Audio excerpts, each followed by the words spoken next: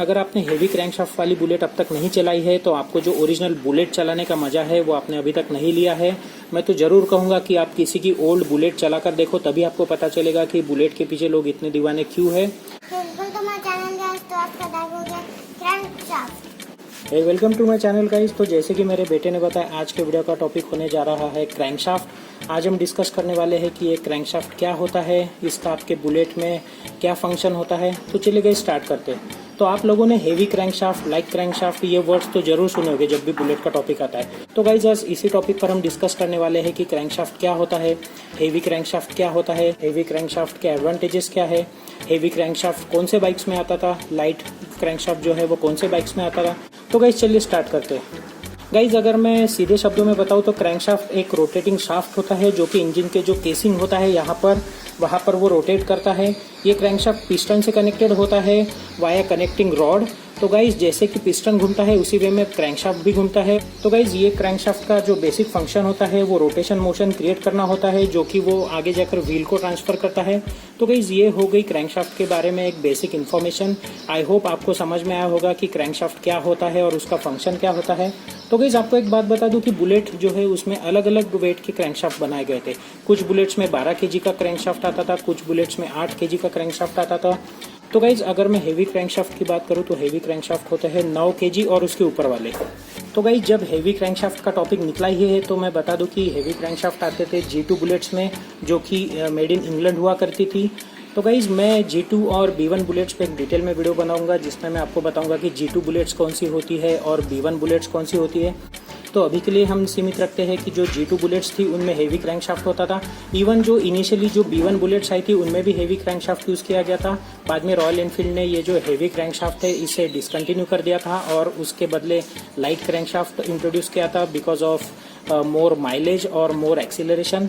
तो गाइज आपको मैं शॉर्ट में बुलेट के जो क्रैंकशाफ्ट्स थे उनको मॉडल के हिसाब से मैं आपको उनका वेट बताता हूँ। तो गाइज सबसे पहले आता है UCE स्टैंडर्ड मॉडल। तो गाइज उसका क्रैंकशाफ्ट होता है 10.4 केजी का। उसके बाद अगर मैं बात करूँ थंडरबर्ड की, जो कि डिजिटल थंडरबर्ड है, उसका क्रैंकशाफ्ट आता है 8.5 केजी तक। तो गाइज उसके बाद अगर हम बात करें UCE के क्लासिक 350 और UCE के इलेक्ट्रा की, तो उनका क्रैंकशाफ्ट आता है 8.4 केजी से लेकर 8.2 केजी तक। तो गाइज ये थी कुछ बेसिक इन्फॉर्मेशन क्रैंकशाफ्ट के बारे में। तो गाइज जैसे कि मैंने बताया कि जो G2 बुलेट्स थी या फिर जो B1 की जो इनिशियल बुलेट्स थी उनमें हेवी क्रैंकशाफ्ट आता था। तो गाइज उस क्रैंकशाफ्ट का वेट हुआ करता था 12 से 14 केजी तक। अगेन मैंने कुछ क्रैंकशाफ्ट देखे हैं मैकेनिक के यहाँ पर जिनका वेट एक्चुअल में 12.5 या फिर 13 केजी का है। तो गाइज अगर आपको क्रैंकशाफ्ट के बारे में कुछ और इन्फॉर्मेशन है तो आप मेरे वीडियो के कमेंट में जरूर डाल देना, उसकी वजह से हम सबका नॉलेज बढ़ेगा। तो गाइज जो बुलेट लवर्स है वो हेवी क्रैंकशाफ्ट के बहुत बड़े फैन हैं। तो गाइज मैं आपको हेवी क्रैंकशाफ्ट के कुछ एडवांटेजेस बताता हूँ। तो सबसे पहला एडवांटेज है थम्स। तो गाइज ये जो बुलेट जो बाइक है ये अपने थम्स के लिए फेमस थी।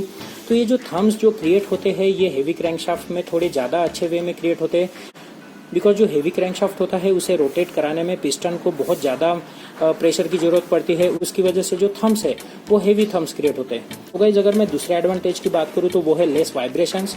अगर मैं कंपेयर करूँ हेवी क्रैंकशाफ्ट की बुलेट को लाइट क्रैंकशाफ्ट की बुलेट से, तो हेवी क्रैंकशाफ्ट की जो बुलेट्स थी, मतलब जो ओल्ड बुलेट्स थी, उनमें वाइब्रेशंस कम थे बिकॉज अगेन उसका जो क्रैंकशाफ्ट था वो हेवी था और उसका जो इंजन था वो ट्यून था।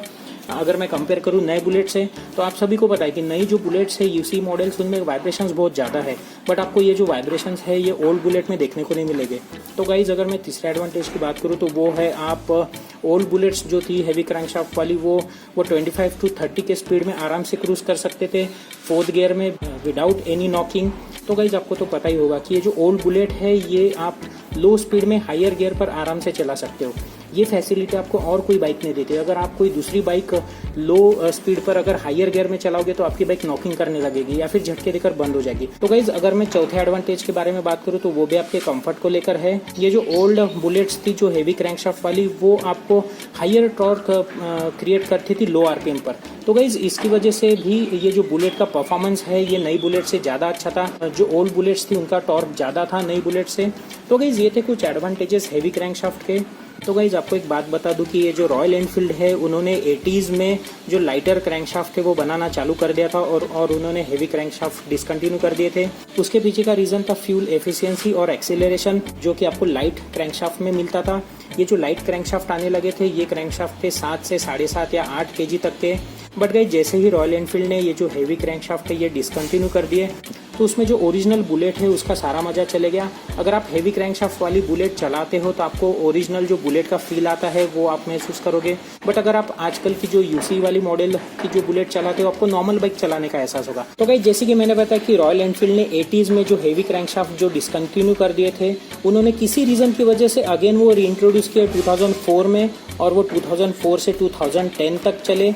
आप अगर 2004 से लेकर 2010 तक की अगर बुलेट चलाओगे तो आपको पता चलेगा हेवी क्रैंकशाफ्ट और लाइट क्रैंकशाफ्ट का डिफरेंस।